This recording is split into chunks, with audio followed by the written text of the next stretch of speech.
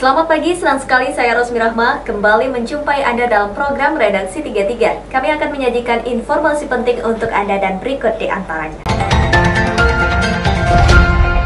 Kegiatan vaksinasi berlangsung di desa-desa, termasuk diantaranya di Puskesmas Loduri yang menjadi fasilitas kesehatan warga 3 desa, Loduri Ilir, Loduri Ulu, dan Desa Bakungan, Kecamatan Lojanan, Kabupaten Kutai Kartanegara. Berikut informasinya. Pandemi COVID-19 sudah mulai mereda setelah pemerintah mendistribusikan vaksin antivirus corona sampai ke pelosok desa. Di Puskesmas Loduri sudah 1.154 warga yang divaksin, tapi jumlah tersebut masih jauh dari total yang siap divaksin sebanyak 22.000 orang. Kondisi tersebut menggerakkan 2 anggota DPRD Kutai Kartanegara dari fraksi PKB untuk melihat secara langsung Puskesmas Loduri. Karena Puskesmas itu adalah rujukan warga dari 3 desa setempat, yakni Desa Loduri Ilir, Loduri Ulu, dan Desa Bakungan.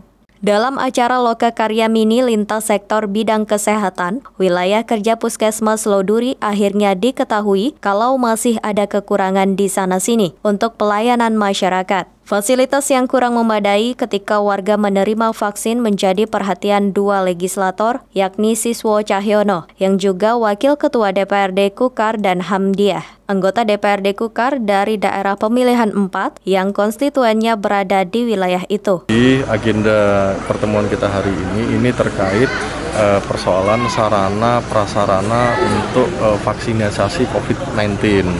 Nah, seperti kita lihat di sini adalah tenda yang ada ini adalah pinjem sebenarnya, tapi namanya pinjem ada batas maksimal orang mau minjami itu. Nah, kita bayangkan kalau seandainya misalnya tenda ini nggak ada, orang mau suntik vaksin, ya itu repot, pasti kepanasan.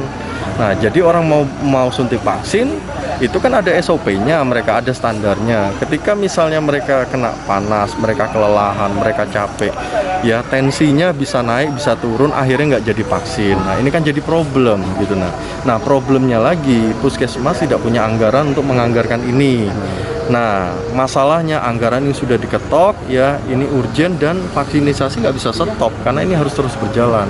Nah, hari ini kita mencarikan solusi bagaimana yang terbaik. Masalah tenda jadi perhatian karena selama ini tenda yang ada untuk pelayanan warga di Puskesmas itu dari meminjam. Padahal pemakaian fasilitas untuk berteduh warga yang mau berobat dan vaksin itu masih cukup lama. Diperkirakan kegiatan vaksinasi berlangsung hingga akhir 2021 mendatang. Sektoral bidang kesehatan, khususnya di wilayah kerja Puskesmas Loduri, tadi ada beberapa pembahasan terkait dengan kebutuhan-kebutuhan Puskesmas yang sifatnya infrastruktur yang urgent pada saat ini dalam rangka untuk pelaksanaan vaksinasi COVID-19. Jadi kebutuhan yang urgent adalah pertama, kami tidak memiliki sarana prasarana seperti tenda, dan itu sangat kami butuhkan agar masyarakat merasa aman, nyaman terhadap sengatan terik matahari. Itu yang pertama.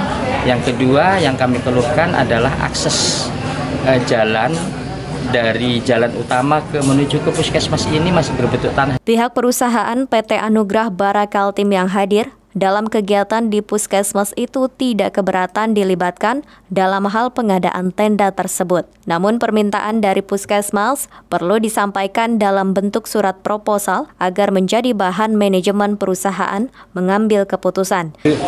Selama beberapa tahun ini kita memang sudah berkontribusi untuk Puskesmas ini.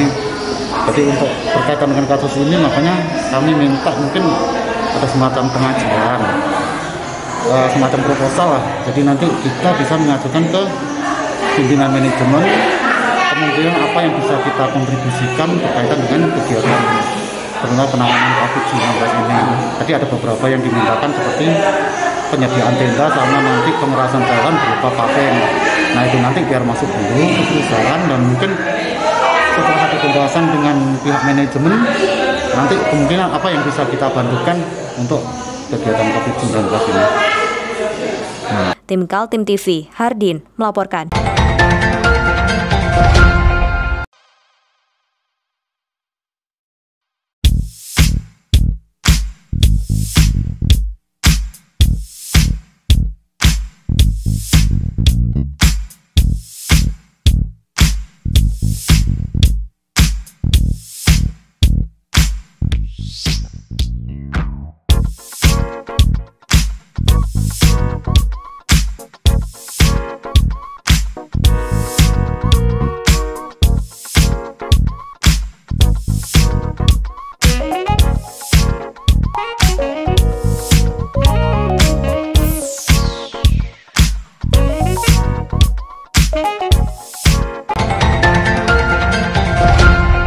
Belum ada tindakan nyata aparat berwenang kepolisian dan pemerintah terhadap penambangan batu bara secara ilegal di Kalimantan Timur.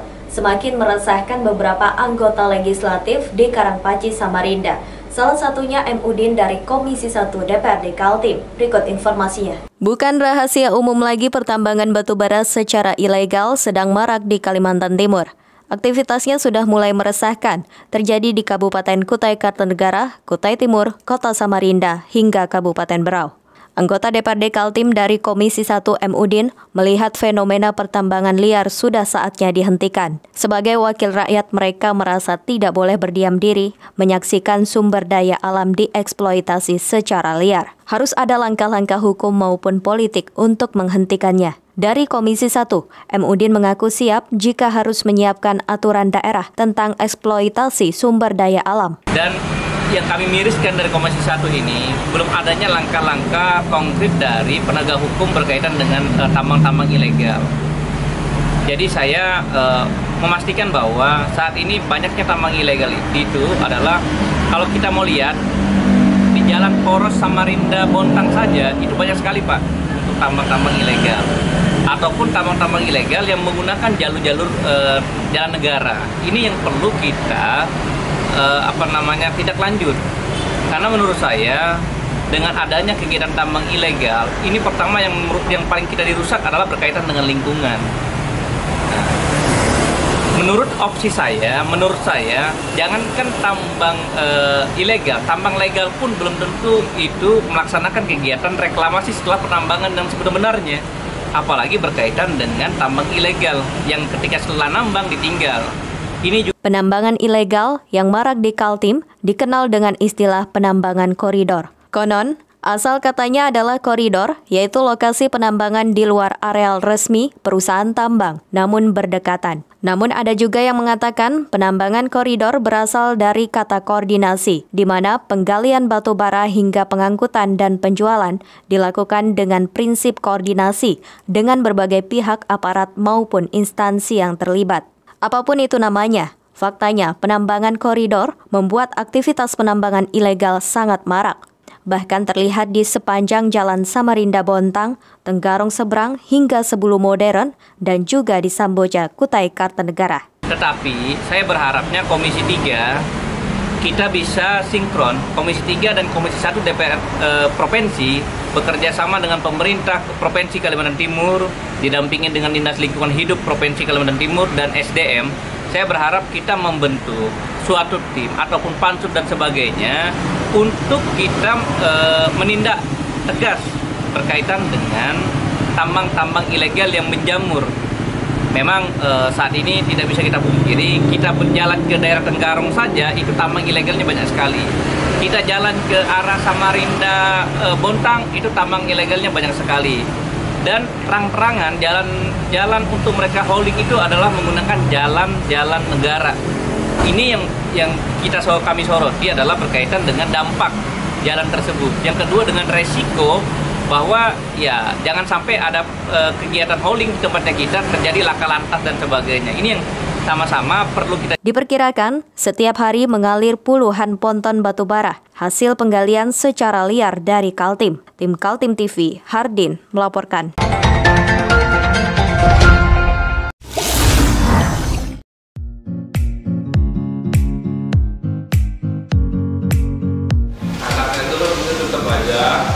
Cara mudah beriklan digital di Kaltim TV.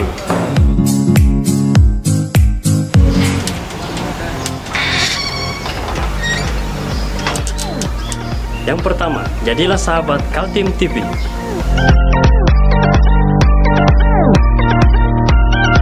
Dengan Rp1.000.000, para sahabat mendapat 20 kali tayang di slot berita kamu.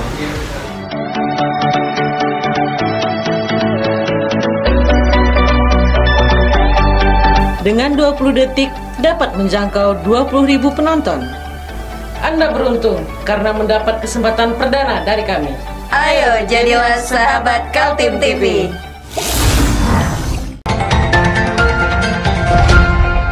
Koperasi unit Desa Melan Subur di Sangatta, Kutai Timur dilanda masalah.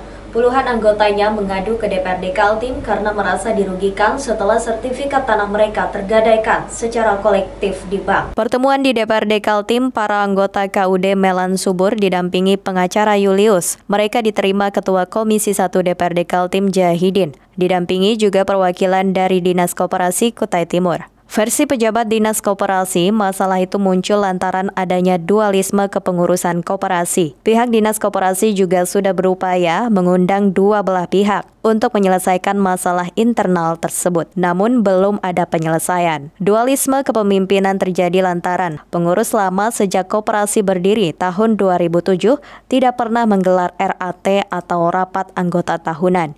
Padahal koperasi sudah berbisnis dengan berbagai pihak dan memberikan keuntungan. Tahun 2019, RAT koperasi baru bisa dilaksanakan, sekaligus juga mengganti kepengurusan koperasi yang lama. Miko kemudian dipercaya menjadi Ketua KUD Melan Subur yang baru. Dia dipilih secara bulat oleh 71 anggota KUD yang hadir dalam RAT tersebut. Bahwa anggota atau pengurus koperasi yang lama itu tidak menjalankan fungsinya sebagai koperasi sebagaimana badan hukum yang tujuannya adalah memberikan kesejahteraan kepada anggotanya. Nah, mulai dari akuntabilitas proses keuangan, kemudian fungsi-fungsi organisasi dalam koperasi itu sendiri, rapat anggota tahunan dan sebagainya, akuntabilitas masalah keuangan itu tidak sampai kepada anggota. Jadi koperasi ini menurut anggota koperasi itu tidak memberikan kesejahteraan dan tidak menjalankan fungsinya sebagai koperasi. Maka pada tahun 2019 dibuatlah rapat anggota tahunan inisiatif dari beberapa orang stakeholder atau yang dituakan atau bisa dikatakan koordinator dari anggota koperasi untuk melakukan rapat anggota tahunan. Karena dari tahun 2007 sampai tahun 2019 itu tidak pernah dilakukan yang namanya rapat anggota tahunan. Nah, jadi terpilihnya pengurus baru KUD Melan Subur ternyata tidak menyurutkan konflik internal.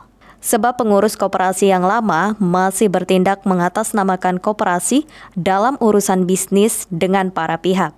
Koperasi menjalin kerjasama dengan bank dan mendapat pinjaman 7 miliar dengan anggunan sertifikat tanah para anggota. Beberapa hal yang saya sampaikan dari rapat tadi, karena pengurus lama ini sangat merugikan kami, hak-hak kami sebagai anggota. Yang jelas, sertifikat kami sebagai anggota mereka agunkan ke bank tanpa pengetahuan kami, tanpa ada rapat anggota. Itu yang sangat merugikan kami sebagai anggota. Dan apapun yang kebijakan mereka yang mereka lakukan yang menyangkut pada hak kami sebagai anggota tidak mereka hargai gitu. Oh, kalau untuk profit Pak? Oh, itu kita pernah tahun 2017 sampai 2019 itu kita pernah tidak menerima SHU. Menanggapi konflik internal itu, Ketua Komisi 1 Jahidin berjanji akan memfasilitasi penyelesaian masalahnya. Mereka sudah mengundang pengurus lama agar bersama-sama ke Gedung Wakil Rakyat di Karangpaci, Samarinda. Hanya saja tidak datang. Jahidin mengaku akan mengundang lagi pengurus lama dan juga pihak bank serta pihak kepolisian untuk mencermati apakah ada unsur pidana dalam kasus tersebut. Tidak hadir dari BNI. Kan tadinya ini pinjaman di Sangatta di Kutai Timur Bank Mandiri. Kemudian pinjaman tahap kedua dialihkan ke BNI. Nah, kita ini perlu mendengarkan penjelasan dari BNI sebagai pemberi pinjaman yang kedua. Apakah dalam hal ini pengurus lama juga diundang, Betul? Kita undang tapi dia tidak hadir. Maka ini kita pikirkan bersama. Maka nanti saya berusaha mengundang Kasat Serse-nya, kalau memang ada penyimpangannya dia bisa menyidik langsung. Oh gitu. Karena ini ada hak-hak anggota yang digelapkan dari sejumlah anggota ini, belum pernah ada yang menikmati hasil daripada koperasi ini. Sementara mereka punya jaminan, sertifikatnya dijaminkan di bank. Pemanggilan selanjutnya kapan ini Ketua? Kita agendakan sesuai dengan agenda rapat BAMS. Dalam waktu dekat ya? Ada agenda kegiatan DPR, kita sesuaikan. Oh, tapi dalam waktu dekat gitu Ketua? Ya, kita usahakan supaya tidak tertunda-tunda kan. Oh. Sayangnya belum ada penjelasan dari pengurus koperasi yang lama.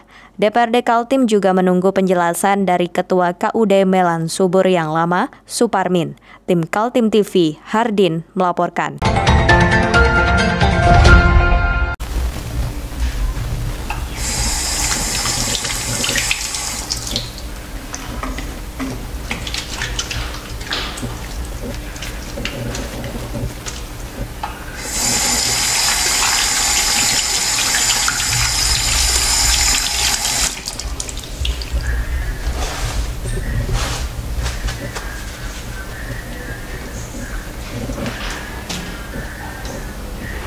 Meskipun di rumah saja, kita tetap selalu menjaga kesehatan, cuci tangan, menggunakan hand sanitizer. Ingat, mulailah dari diri sendiri.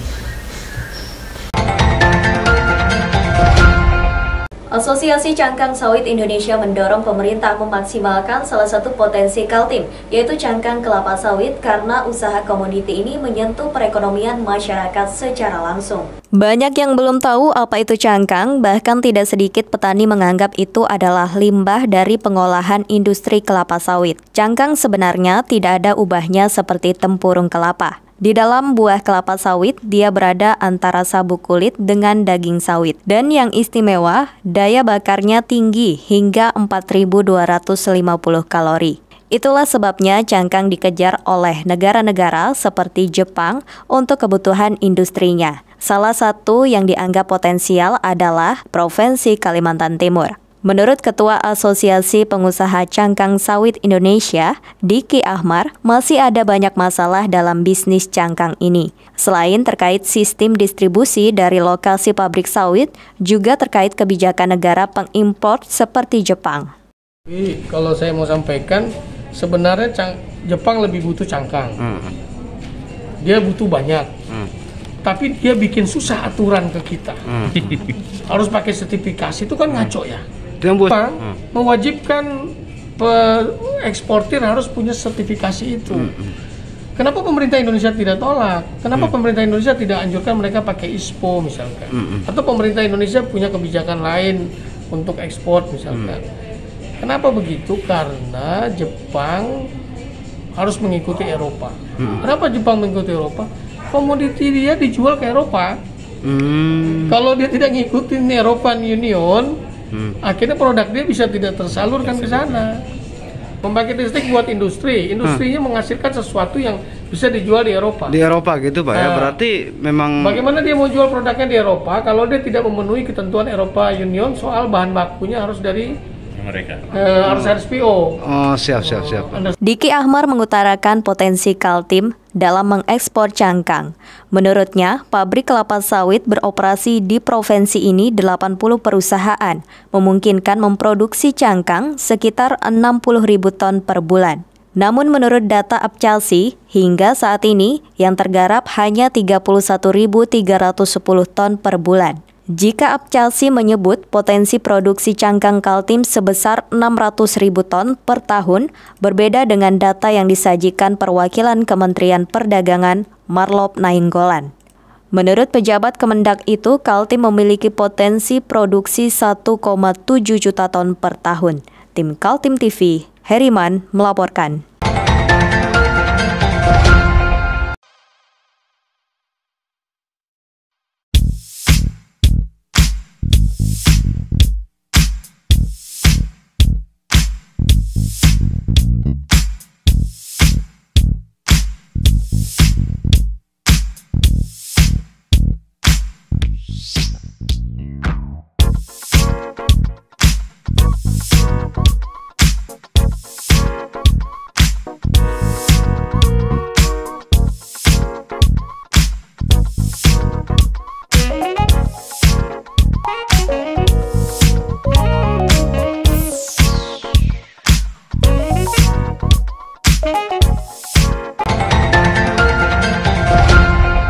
Kita beralih ke informasi selanjutnya. DPRD Kaltim menurunkan 55 anggotanya ke daerah pemilihan masing-masing. Kali ini bukan dalam hal reses atau menampung aspirasi rakyat, tapi melakukan sosialisasi peraturan daerah atau sosper. Di daerah pemilihan 6 meliputi Bontang, Kutai Timur, dan Kabupaten Berau, anggota legislatif yang turun diantaranya Sutomo Jabir, Siti Rizky Amelia, dan M. Udin. Ketiganya kebagian mensosialisasikan perda tentang pajak daerah. Anggota DPRD Sutomo Jabir melaksanakan sosper di ruang aula program teknik pertanian, Stiper Kutim. Sementara anggota DPRD Siti Rizky Amelia mensosialisasikan peraturan daerah nomor 1 tahun 2019 tentang pajak daerah di Grand Pratama Hotel Berau. Satu legislator lagi, M. Udin, mengakui antusiasme konstituennya saat dia melakukan sosper pajak daerah di kantor Kecamatan Sangatta Utara Kutim. Nah, terima kasih. Pertama, responnya masyarakat alhamdulillah baik dan mereka mengaku senang ketika ada perda-perda yang baru yang disosialisasikan sampai ke masyarakat. Jadi ini bukan hanya sebenarnya tanggung jawab DPR Provinsi, tapi kita berharap melalui DPR Provinsi, Kabupaten Kota, dan pemerintah daerah mensosialisasikan kegiatan-kegiatan atau perda-perda yang sudah diturunkan dari provinsi kepada masyarakat. Nah, ini juga sebenarnya banyak pertanyaan dari masyarakat. Pak, kami disuruh membayar pajak, kami aktif membayar pajak, tapi apa yang dampak yang paling positif yang kami terima dari pembayaran pajak tersebut? Nah, ini pemahaman yang harus kita sampaikan kepada masyarakat, bahwa setiap tahunnya harusnya kita menyampaikan bahwa dari membayar pajak inilah kegiatan-kegiatan yang pernah dilakukan oleh pemerintah kabupaten kota. Itu mungkin sedikit Ada ragam persepsi masyarakat Kutai Timur mengenai kewajiban membayar pajak, mulai soal apa manfaatnya dari uang pajak hingga bagaimana dengan pajak kendaraan yang nomor plat polisi dari luar daerah. Menurut M. Udin, namun umumnya warga terpanggil untuk mematuhi aturan pajak. Atau masyarakat sendiri Bang yang lalai dalam artinya itu? Ya, pertama memang masyarakat sudah tahu, sebagian masyarakat tahu, dan memang tidak terlalu besar masyarakat tahu berkaitan dengan pajak. Apalagi berkaitan dengan pajak kendaraan yang di luar daripada Kalimantan Timur. Nah, ini juga yang jadi jadi PR kami dan pemerintah kabupaten kota maupun DPR-nya. Pertama memang untuk membayar pajak, untuk pajak di dalam Kaltim itu wajib membayar pajaknya di Kalimantan Timur. Tapi kan di Kaltim ini terlalu banyak dan banyaknya masuk kendaraan di luar daripada plat Kaltim. Nah, ini yang menjadi pemahaman mereka, yang membuat mereka itu malas membayar pajak dan sebagainya, itu berkaitan dengan itu. Dan mereka juga berharap pembayaran pajak di luar pajak kendaraan yang dikeluarkan oleh Kaltim, mereka ingin difasilitasi untuk membayar pajak di Kalimantan Timur. Tim Kaltim TV, Hardin melaporkan.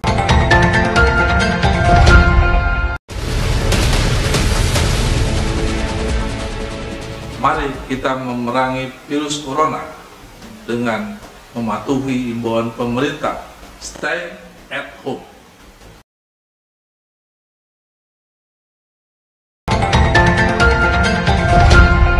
Demikian redaksi 33 edisi kali ini. Informasi lainnya dapat Anda simak melalui situs website kami www.kaltim.tv, channel YouTube dan fanpage Facebook Kaltim TV.